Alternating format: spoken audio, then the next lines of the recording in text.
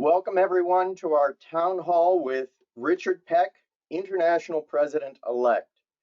Richard, thank you so much for taking the time to speak with District 100 and answer our questions about Toastmasters International. Well, thank you for having me. A little background about Richard. Richard is a resident of Seymour, Connecticut, where he was the senior member of Network Support Division at AT&T, where he worked for over 30 years. During his tenure, he was a project manager and led cross-functional teams. He earned an MBA in International Business at the University of Texas at Dallas. I'm glad it wasn't the University of Texas at Austin, being an Aggie. He is a certified project management professional, and he is extensively involved in volunteer work both inside and outside of Toastmasters. He was a lieutenant governor for Kiwanis International, and he has served with Lions Club International. He has also served in various capacities with Catholic War veterans. He was the recipient of the 2018 Presidential Award for Volunteerism. His Toastmasters career spans 13 years. He has been a member of his home club, Nutmeg, in Woodridge, Connecticut, since 2006.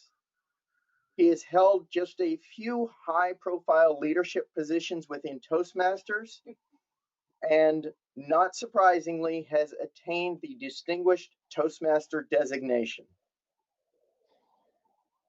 He says of Toastmasters, to me, Toastmasters is about making a positive, life-changing impact on individuals throughout the world. Through Toastmasters, we have the ability to change the world one member at a time. As an officer of the Toastmasters International Board of Directors, he is a working ambassador for the organization. He works with the board to develop, support, and modify the policies and procedures that guide Toastmasters International in fulfilling his mission. And now, Mr. Richard Peck, DTM, International President-elect, I turn the floor over to you to tell us a little bit about where Toastmasters International is going. Well, thank you, Mark, and thank you, District 100, for inviting me to this town hall meeting. Where is Toastmasters going? That's an interesting question to start off with. And as you can see, the environment is a little bit different than it was just 3 or 4 months ago. You know, like most of you, when July 1st of 2019 rolled along, I thought to myself, this is going to be a great year for Toastmasters, for myself personally and for the organization. There's going to be new opportunities and new ways to challenge myself, new ways to grow. Seemed like a normal approach to things. And then somewhere around January of 2020, although the dates seem to keep changing, Normal decided it wanted to leave the building for good. And we've now had to rethink what normal looks like. We've needed to think of new ways to keep people in touch with one another. The use of this technology, GoToMeeting and Zoom, has allowed us to find new ways to tap into markets that are out there, to find new ways of keeping in touch with our members. What does Toastmasters look like in the future? Will there be more hybrid clubs with members and clubs accepting a number of members to be joining them online? Will the global environment, the global community, become smaller in the fact that now we can find new ways to reach around the world? I don't mean smaller in population, but the distance between us won't be so great. It's hard to predict what the future of Toastmasters is at the moment because we haven't seen what the result of this situation is going to be for us. And until we see that, it's going to be very difficult to build a true platform for moving forward. As you can see from recent work that the board has been doing, we are attempting to find new ways to keep a relative semblance of normal while being able to meet the challenging times that we're in. And I know for some, it seems like it takes a long time for Toastmasters to make a decision. And that on the surface may be true. But when you think about making a decision that affects nearly 400,000 members around the world in 120 plus countries, one decision has multiple impacts. So we have to carefully think about the impact of our decision and figure out the best way to move it in a direction that is in the best interest of all of our members. So we appreciate the fact that each of you is taking time to read our minutes and understand what we're doing and being patient with us for sure. So I think one of the benefits that will come out of this is that Toastmasters may be more proactive in some of the decision making instead of reactive, like it appears we have been in the past at all levels of our organization, clubs, districts, and above. So I think there will be some of that that comes out. I think the fear of technology is now gone. And for those who we as a people, organization, district clubs felt that there was going to be some difficulty in moving to technology-based platforms for a set of our members, we're finding that everyone is migrating very, very well. And I relate it to trying to learn a second language or a third language. When you learned it in school, it was book smart and you could possibly get through with it. Some of you did better, I'm sure, than I did. But there's a difference when you drop somebody into the middle of a country where that's the only language that's spoken and you have to adapt quicker. And that's what we're seeing here. We're being dropped into this situation and we're adapting. And our members are doing a tremendous, tremendous job of that. Now, there's some vulnerability that goes with it as well, and we all need to be cognizant of that. So, for example, you're looking in my house right now. There's a vulnerability that goes with letting someone in to see inside your world. So we all have to think about that. I was mentioning to Mark earlier when we were talking on camera, I saw books on his bookshelf. You know, maybe those are things that he wouldn't normally share, but they're out there. So we have to take that into account as we're looking at new technologies and looking how we're meeting with our members. The plus side to that is, although we're sequestered at home, most of us, some of us do have a spouse, a significant other, a dog maybe. My dogs like to talk to me, that we can communicate with. Others may not have that. And imagine being in this situation and being alone and being truly alone. This allows us to find new ways to reach out to people and keep them involved. It also allows us to be the online leaders in communication and leadership training. And you're all doing that. You're all showing that you have those skills as leaders and as communicators. So it was a long-winded answer for the question of what does the future of Toastmasters look like? can't pinpoint that right now, but I hope that from what I've stated, you can see that we're looking at new ways to make our organization more available to members around the world and to keep you actively involved. Mark? Thank you for that answer, Richard. Those of you on the call, if you have questions, please use the questions function in the GoToWebinar control panel. Type those in. I will get those to Richard. Richard, we had a few questions come in by email before this, and we had about 4 people ask a very similar question. So I'm going to put those all together, and it's probably a question you've already heard. Okay.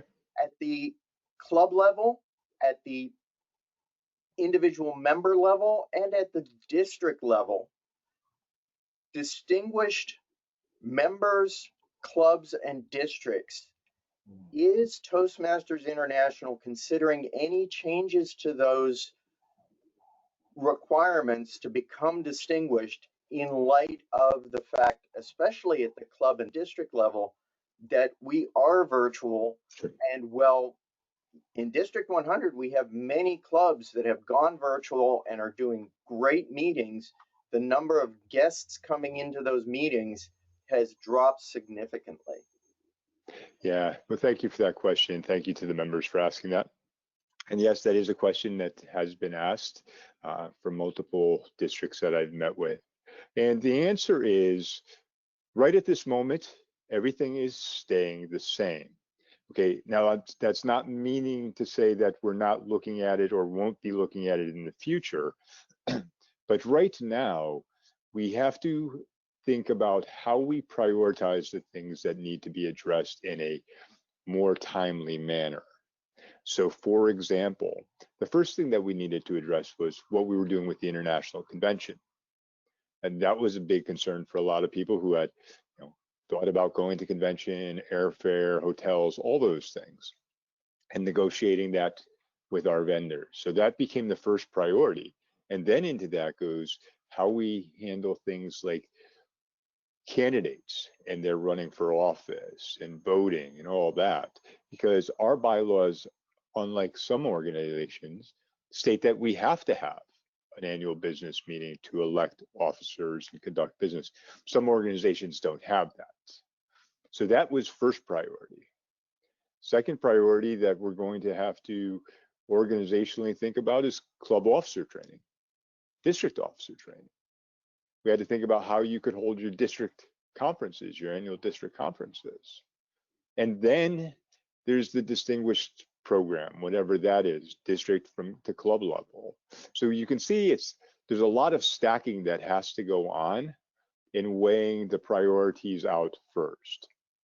Knowing that many districts are having their conferences either beginning within the next week or so, or have had them scheduled for early in May, we need to get those things figured out first. Those are the priority items. And then we'll worry about figuring out the other items that go into play.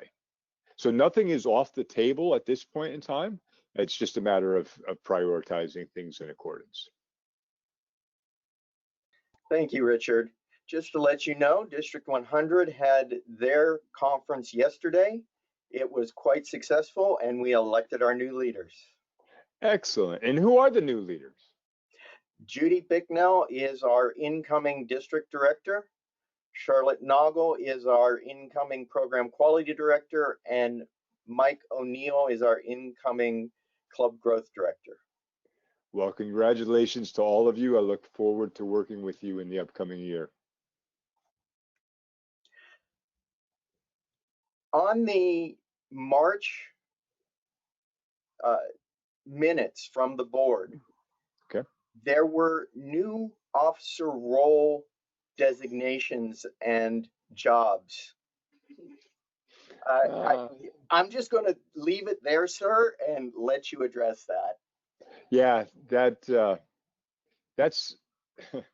the way that was posted was not posted properly. That was that was something we were going to start discussing with our districts and our clubs going forward based on some work that the board had done. Unfortunately, it got posted prior to our being able to start discussing that with the districts and the clubs and the members. So yes, people do know about it now, that that is something that the board has been considering. There's nothing much more to say about it than, there are changes obviously in the club constitution that will need to be voted upon. That won't be at this business meeting. And that's why we were hoping to socialize it before it went out. I will tell you though that since you've asked, one of the drivers there was to figure out how we make work more equitable amongst the leaders of the club. The vice president of education, if you look at every piece of work that that individual has to do, is doing as much work as many of the other officers combined in trying out how to align work properly and make it more manageable for the clubs and make a model that is acceptable regardless of club size. So being able to customize roles that are necessary for your club and being able to look at things a little bit differently. But again, these are things that we were hoping to socialize before it got out there. Unfortunately, the page got turned back a little bit sooner than we had hoped, and there are some people who have seen that. But I will tell you what I'm impressed by, that the members are really looking at the minutes from the meeting. And that, I don't think that happened so much in the past. So that's impressive to me that we're seeing that. I would say just stand by. There'll be more details and more discussions about that come in the future. It is not something that is happening right now, so not for something to be of concern as we reach August of this year. Thank you. What innovative approach will you bring to your role as president during these new normal times? Yeah, a new normal. That is the terminology that we're using right now, is new normal. And I think one of the things that I'd like to bring is the ability for the president to be a little bit closer to the members.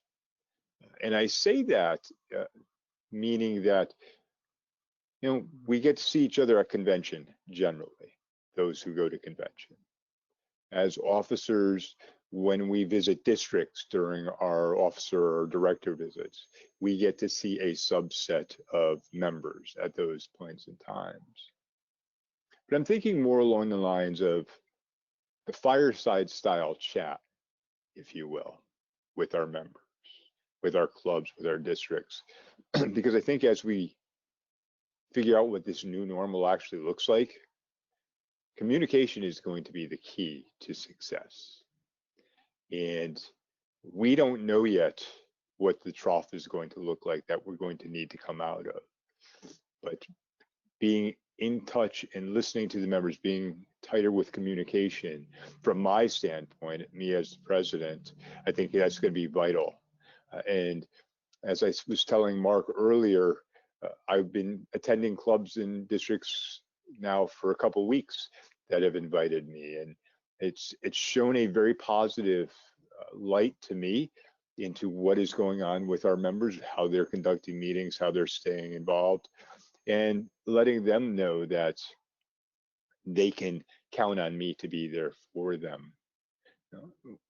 There was several people who were concerned that the convention wasn't going to take place this year, and that because of that there would be no inaugural celebration for me as the president, which is the standards. And here's my philosophy, and this is a quote that I use, is that being a leader is not about being the center of attention. It's about being the epicenter of action. And if I can bring to my role, be the epicenter of action to help us change and move forward out of this, I think that's really what I want to do with it. Moving on to new clubs. If we charter new clubs during this time, we set an expectation that virtual attendance is acceptable. Once we go back to in real life, we feasibly may have greater than 50% of our members opting to continue joining virtually. Mhm. Has the board considered modifying the definition of a hybrid club? To be a greater number being online than being in person? Is that the question there? Yeah. Again, I don't think that that's one of those items that's on our priority list right now, but I think it's something that is a valid point that your members are bringing up for sure. Um, but I think there's a cautious balance that needs to be made there. Uh, you know, are we going to have one person sitting in a building somewhere paying rental space so that the other 19 can join in online? That doesn't sound like a wise financial situation from a club standpoint. Um, does 50-50 mix sound possible? I think I'd like to see what that looks like from a club perspective, from a member perspective. Yeah, remember, some of these clubs are paying a significant amount of money for meeting space. And is someone going to want to pay to attend a club that's meeting somewhere if they're doing it virtually? Do they want to pay that meeting space? Or, hey, I'm working from my home, I'm visiting from my home, I shouldn't have to be responsible for that. So I think there's a lot of segments of it that need to be looked at for sure. I don't know how much you can speak to this, but there is curiosity on what leadership training will look like this coming year. Okay, so I would need to understand a little bit more about what that question is geared towards. So if we're talking about, I believe it's geared toward trios and. oh, okay. So the training that would normally happen at convention, I'm assuming, is what's being mentioned there. Club officer and district leader training, you'll start to hear things about that. I would imagine very, very shortly. Now that we've started thinking about what we're going to do with convention, since now the convention is no longer being held in person. Actually, that statement is a little bit off. People sometimes get upset if I say we're not in person when we're actually looking at each other right now, and you can say that. We're not going to be co-located in the same building. So I think that will be the next thing that we need to put on our radar, is what that looks like. Is it going to be the same 3 days? Of training for district leaders? What time zone do we do training in? How do we make that work better? If we do it in UTC or Greenwich Mean Time, somebody's going to be up in the middle of the night. Somebody's going to be up very, very, very early in the morning. So I think we definitely have to have that district leader training, and we definitely need to find a way to make it easier on our district leaders to attend. But it has to be of value. I think that's the key that we have to think about here. Many of us have attended webinars online, either for our work or personal development. And we know occasionally we turn the webinar on, we're not on camera, and we have to get up and go get a coffee. Next thing you know, you're held up in a conversation for 15 minutes. You've come back, the webinar is almost over. You've never gained anything out of that. So how do we make sure that this training is valuable to our members, our leaders, and that they get something out of it? I do think there's a benefit to it, though. And when I think about district leader training, and having been through it, just like you have been in the past, Mark, once you leave district leader training, you have that USB drive that they've given you, and you either could throw it in the bottom of a drawer somewhere, or overwrite it with something else. But the information is essentially lost once you leave the room. Being able to do some sort of webinar-based training may allow us to build a library of training for leaders that will be accessible to them on an ongoing basis. And so things like finance, which are always a difficult aspect for leaders to understand, being able to refresh the memory by going to a library resource, I think would be beneficial. So I think there's some positive things that are going to come out of this. Again, we just have to get them in the right order. You visited several clubs virtually, as you said. We have clubs that have the potential to meet virtually, but just have decided not to. Do you have any advice for the leadership or people here on the call to help those clubs better understand the value of meeting virtually? Yeah, First, you have to understand why they don't want to meet. Is it a technology? Do they not have the resources? Do they not understand? If it's technology, that's the issue there. I think having someone like, you who seem to be very proficient in the technology of using GoToMeeting or Zoom, or having somebody in your district team that can work with the leaders of that club to help them work their way through it.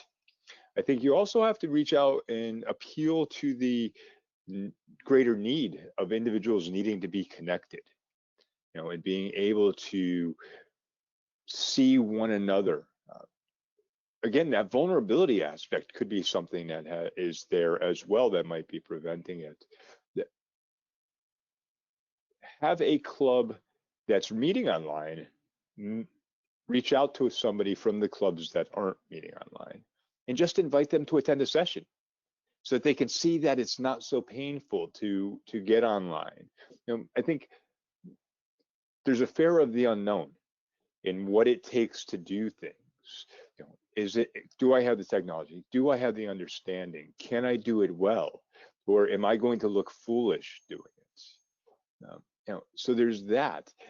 Leaders have this innate issue where they don't want to ask for help, because as leaders, we're expected to know things. And if we ask for help, it appears that we're weak in our leadership style. And to me, asking for help is a sign of wisdom. It's not a sign of weakness, because as leaders, we don't know everything. Reaching out to others to understand is the key. So I think reaching out to those leaders, either a club, area director, division director, even the district director, if that individual wants to reach out to the club and say, hey, one, why is it that you don't want to meet as a club? And two, is there something we can do to make it easier on you? We can provide you some resources to help you with it. We can provide, give you access to meet with another club just to see how it functions. And I think those are some avenues that are worth trying, sure. There's a little bit of concern by some people that world headquarters administration functions are not as quick as they used to be. What's going on with our world headquarters staff? Did we have a reduction in staff or anything like that because of the current situation? There's been no reduction of staff as far as I know. Of course, the board of directors is not responsible for world headquarters staff, but as far as I know, there hasn't been any downsizing per se. What I might offer as the alternative, if it appears that world headquarters is responding slower, is twofold. One, obviously, there's a lot of things on the plate right now, trying to get everything up to speed to meet the needs of our members. We've already talked about things like club officer training, district leader training, convention, what that looks like. So there's a lot of things there on the plate for them. And the other side to that is there might be more districts that are reaching out to world headquarters now as a result of this. So it may have been that there were a handful calling any one day to figure out what's going on.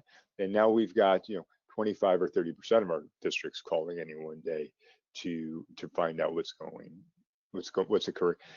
For example, it sounds like your conference went well yesterday, and I applaud you for that. I would imagine your DLC report was probably spot on. Knowing your district, your DLC report was probably spot on, and there was very little issue there. So everyone was qualified, ran, election was done, all said and done with. We've got districts that I know of that the DLC did not nominate a district director, or did not nominate the club growth directors, or fulfill the right number of spots. Well, there's now an issue with that report, right? And what's invalid and what that looks like. So districts in those situations have been calling world headquarters on a regular basis to better understand how they handle their conference now, and who's eligible to run from the floor and who's not eligible to run from the floor. And we're in that time frame where people are trying to make those decisions. And then we've added that you need to let the district know a week in advance if you're running from the floor. So my guess would be there's more calls coming in right now than they know what to do with, and they're just trying to get to everything as quickly as they can. Thank you so much. On a personal note, looking back at your second vice president and first vice president terms, what would the you now tell the you then in terms of coaching or best practices? Oh, wow. Now that is definitely an interesting question. I received a lot of feedback in 2016 when I ran for second vice president the first time. Some of that knowledge and feedback came from you and Karen yourselves as to how to approach and understand things better. And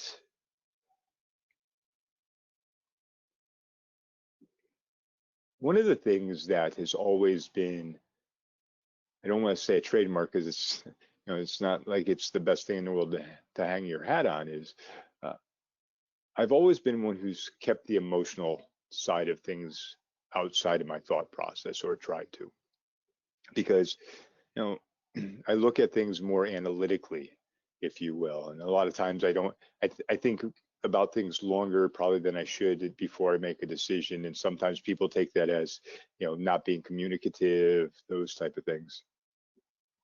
And I've had to learn over these 2 years, and especially in this year, to allow that emotional aspect in more in the thought process. Years ago, I would have been the one that would have just said, "Oh, just get over it. It's a skin knee, just get over it." Now you have to think about things a little bit better and a little bit more. So if I was to go back 2 years ago, 3 years ago, 2016, probably would have said to myself, start using a little bit more empathy and a little bit more emotion in the way you're thinking of things. And that will give you a clearer thought on how to address things. It sounds like good advice for all of us in leadership. A little bit more of a softball, maybe. Where do you see pathways going in the next year or two? Oh, I think Pathways is going to continue to evolve into more and more avenues as we think about what paths people are interested in and new ways to address the future. The new normal, I think, is going to provide us an opportunity to possibly look at new paths and even if it's not a new path, but possibly new segments within a path. There's really going to be an emphasis thinking about this going forward on how to conduct webinars, how to conduct web-based meetings, what that looks like. So I think that Pathways will continue to evolve. I think that as our members are truly engaged in it, and we're seeing more and more engagement, that they will start seeing things that maybe they would like to have offered. And the more feedback we get to it, the better we can allow the program to grow. We need to be excuse me, a little bit quicker on our responses within Pathways and changes that are needed. We know that there's some navigation issues to it right now, and why do I have to hover over a button that says home to click a button that says home to go home? So there's some technology things there that need to be worked on as well. The fact that we've opened up the path now so that you can see all your projects, I think was a good thing for everyone, so they know where they're going. It looks like the old CC manual now, where you can bounce around and choose things as you're going forward. But I do think it will continue to evolve for sure. Most of our district and international leadership positions are intended to be done in one cycle. So you're a district director 1 year, you're a club growth director 1 year, you're a club president for 1 year or 6 months, as it may be. Mm. The region advisor role, which is the operational role of international for some of our members, that advises districts on operations, tends to have a fair number of people doing that role more than once. Hmm. Is there a bottleneck to interested and qualified candidates? And is World Headquarters looking at considerations to provide access to more interested members who have completed their IPDD or their immediate into past the region? director? Yeah, into the region advisor role. Yes. Oh yeah, I mean, there's a perception issue right there in the fact that there are multiple people, yes, serving multiple roles, yes. In some of those regions, those were the only people that applied for the role again. In some regions, there were, just like when there's directors, there are individuals who are dabbing their toe into the water, if you will, to understand the role better so they can make a better shot at it next time. There is no limit to the number of individuals who can apply for the region advisor role. There's a process, just like there is with becoming an international director, where you have to submit your letter, that you want to run for this position. Then you have to do get your survey, your assessment, your 360 feedback, and then you have to go through interviews by the region advisor selection committee. So there's a limited number of slots, but not a limited number of individuals who can apply. So when I say limited number of slots, based on how many districts are within your region, depends on the number of region advisors that you're allowed to have based on policy. So this year we had 22 region advisors because that's what was allowed based on the number of districts per region.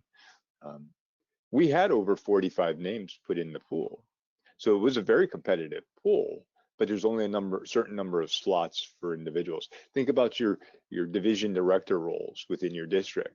You might have more people that are applying for the division director roles, but still only have so many slots to put those people in for. Hopefully that individual who may not have gotten into the role this time will be mentored and want to go on to it the next time, and now they've got more experience for moving forward. Thank you. I think that even for myself, hearing that there were 45 people for region advisor and we still had people doing region advisor a second time is what the question is addressing. Yeah, so some individuals just are not qualified for the role. They don't have necessarily the operational aspect of it, or they did not interview well, did not interview and answer the questions appropriately. There's a committee that does that, and they base their decisions on a litany of things, and sometimes it just turns out that way. Again, there are, and I've had people, because I've talked to them, who said, I didn't expect to get appointed. I put my name in because I wanted to understand the role more and understand what I needed to do if I wanted to do this in the future. And you'd be surprised. I would say more than 10% of the people who I spoke to said exactly that.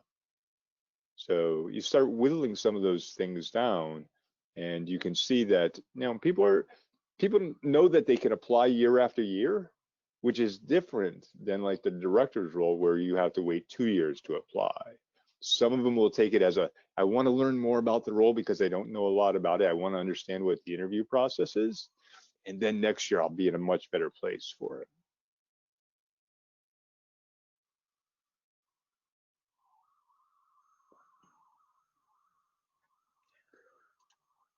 One of our seasoned Toastmasters mentions that in the past we had region conferences. Could those be brought back without making a commitment? Of course, we're not asking you to make any commitments, so that districts can receive their training in June prior to taking office, which is ideal. And I know this was something that even in my year and Karen's year, we wondered why districts were trained in August after we've already been in office for almost 2 months. So without committing to anything, I don't see regional conferences coming back.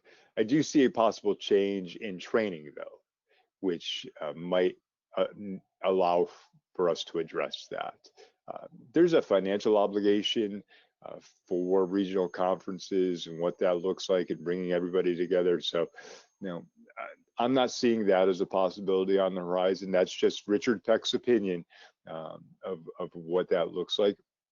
But I do agree that training needs to be figured out a little bit earlier in the program as well, so that when you get to training in August, that you have a stronger basis.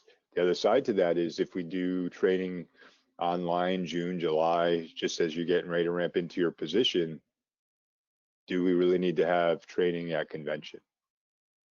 And if we don't have training at convention, how many district leaders are actually going to show up at convention,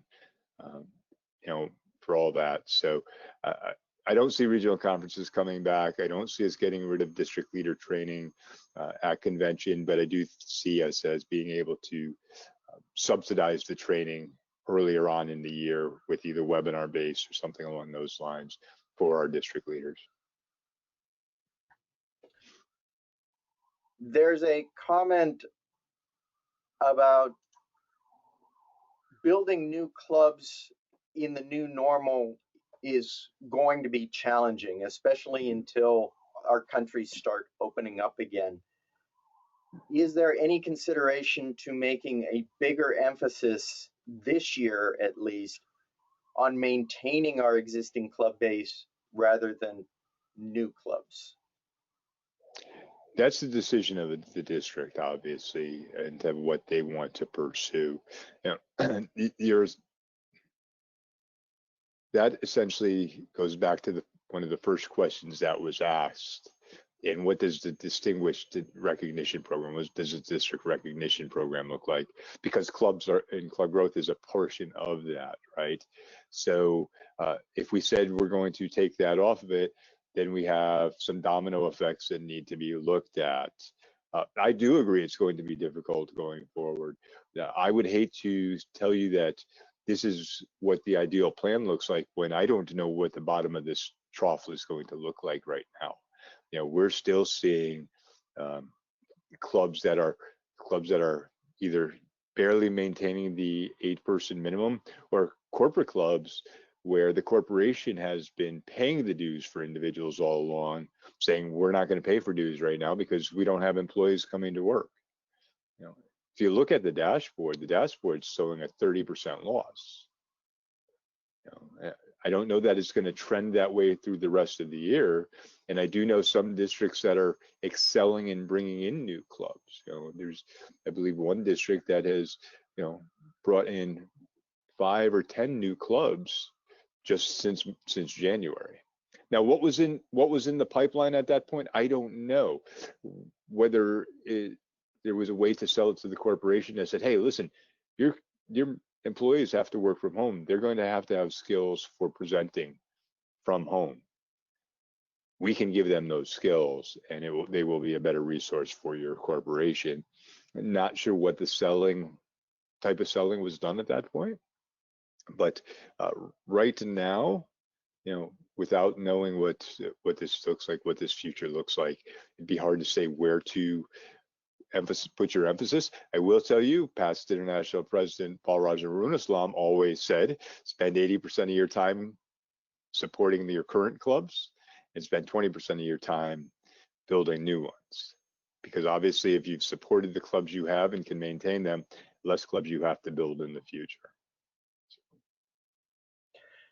What is the status of the new 5-year strategic plan for Toastmasters International?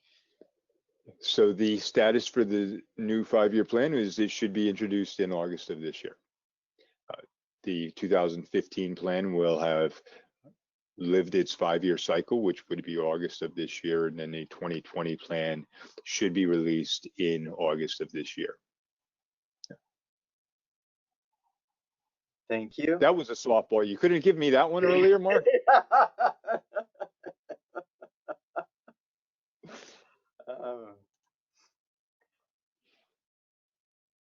Do you think the 360s for the international levels are an outdated approach to find RAs, IDs, and international officers?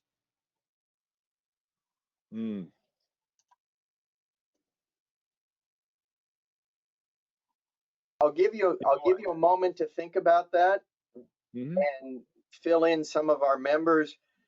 International officers get a survey sent out to people who served under them.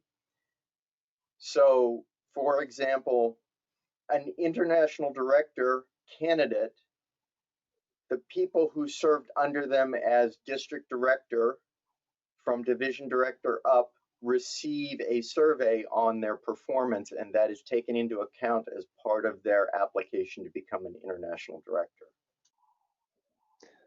So is it an outdated approach? You know, there are some surveys out there, some research out there that says 360s are not as effective as they could be. Right now, our leaders don't get any other feedback along the way, do they? You know, they get elected and they move on to the next role and they think they've done a great job, and there's no feedback. You know, it's not likely that someone gets voted out of office or doesn't continue on throughout their leadership role without receiving any feedback. So I think it's the best method we have at this point. Where I think 360 feedbacks have a downside to them is being able to hide behind the anonymity of a survey, of a feedback survey. So we know, I experienced it myself when I had my 360 feedback, that some people just want to say some things that are either inappropriate or aren't correct, but there's no way of knowing who it is because there's no identifier with them, if you will. So, you know, if that person likes to make comments like that throughout, eventually they slip up and you know who it is. But there's really no identifier there that allows you to say, you know, well, Mark said this about me when he did his survey, you know, so he can hide behind the bullying aspect of it if he wants. So I think there are some pieces to that need to be addressed. But I think it's our only tool right now for leaders is that assessment survey. And you know, I don't know what weightage percentage the ILC puts on the assessments. They take everything else into account as well. You know, your interviews, contacts, conversations they've had, your materials, those type of things. I don't think the assessment is even 20% of the overall scoring and overall view of a director at that point, because our leaders who are reviewing those assessments are smart enough to say, well, you know, that doesn't seem to be right. We can take that piece off of it. You know, that's the only person who said that, and they said it everywhere along the lines. There's a personal issue there. So again, I think it's the only tool we have right now. What will we have in the future? Don't know. But for right now, those are the tools we're using. In answering that question, you touched on a question that has been brought up and on my personal mind. Is there any thought to increasing the amount of feedback that our leaders below region advisor receive? Is there any thought to club officers or district officers in getting more feedback in how they perform their leadership duties? Yep, absolutely. I've been saying that since I ran for director, that we need to look at ways to do that and provide evaluations. We're an organization that's based on evaluation for our communication skills, but we're an organization with a tagline of where leaders are made, and we're not providing feedback for our leaders as to how well they're doing. Again, you run for area director, you're appointed to that position. Well, you normally assume that, well, I must have been very good at my club officer role. Well, you may have been the only person that they could get to take that area director's position, and you don't know what skills you need to work on. So I think it's a very, very valuable tool, and I think whatever it looks like and whoever the evaluation is where the training needs to be applied. Now, I'd like to go back to 2016, if I might, Mark, for a minute. And it just goes to show where evaluation could become a vital tool. So I had never received feedback on my leadership skills in the past. I had gone from, as you stated, I started in 2006, and 2006 to 2020, I'm going to be the international president. So I had, worked from one leadership role, took the next leadership role, took the next leadership role with no feedback, nothing. So I assumed that I was doing a wonderful job. Obviously, I kept getting moved from position to position. Yeah, in 2016, when I ran for second vice president the first time and lost, I sat back and I said, well, I don't understand how I lost. I've taken on every role so far that I've been given, and I've been elected to the next and elected to the next and so on, and I don't understand how I lost, until I realized that I had never won anything, because no one's challenging you, no one's pushing you to be better, no one's giving you feedback that says you need to work on this to improve yourself. And that election was a wake-up call on things that I needed to work on for myself as a leader. Comments that were received from individuals like you and Karen, my peers and friends that I've had along the years, that said, think about these things, would have been vital feedback to receive along the way and help me become a more rounded individual. You asked me before what I would have gone back and told myself 2 years ago, 3 years ago. Well, I'm pretty sure someone would have told me along the line, it was, you got to be a little bit more emotional. You got to look at things a little bit differently, and put yourself in people's positions. I'm pretty sure if I received evaluation along at that point, it wouldn't have taken me 12 or 13 years to figure it out. So I think it's a valuable resource.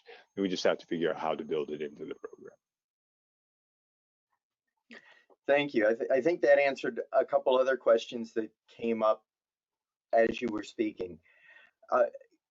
In terms of new clubs, again, if a new club is chartered virtually, 100% virtually this year, will that club count toward our club count for the Distinguished District Program? Good question. I don't have an answer for that. That's one I will definitely mark a note of and see what we're going to do with that. Because it's hard to say you're going to meet in a location when you can't get to a location to meet at. Right? So I would recommend the club to charter as a hybrid club.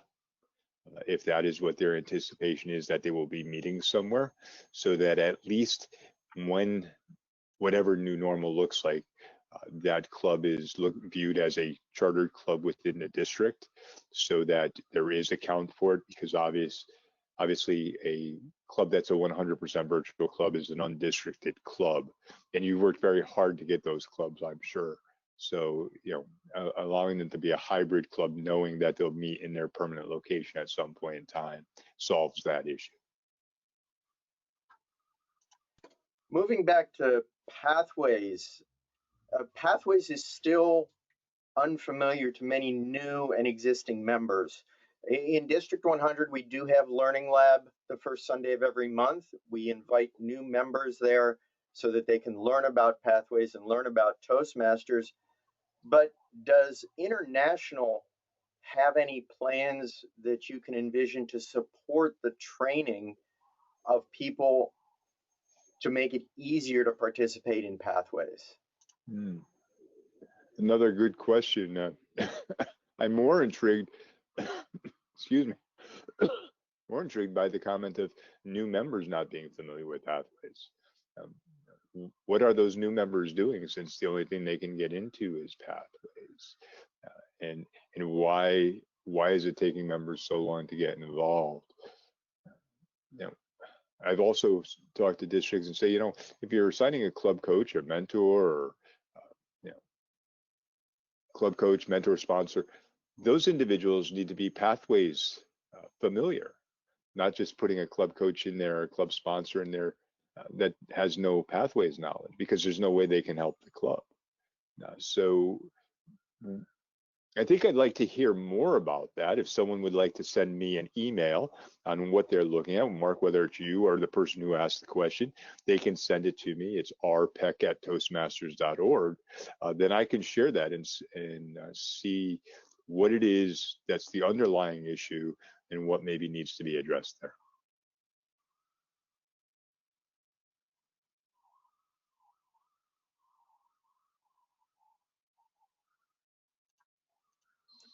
What is our organization doing to ensure a more equitable experience for all members, especially those outside of North America?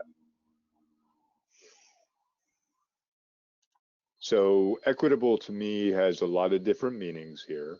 And if we're talking about access to the program, we know that things like Zoom and YouTube have a little bit of a difficulty outside of North America, especially in China, as well as Google does. So we are looking at new ways for accessibility for our members, new programs that can be used to allow for that.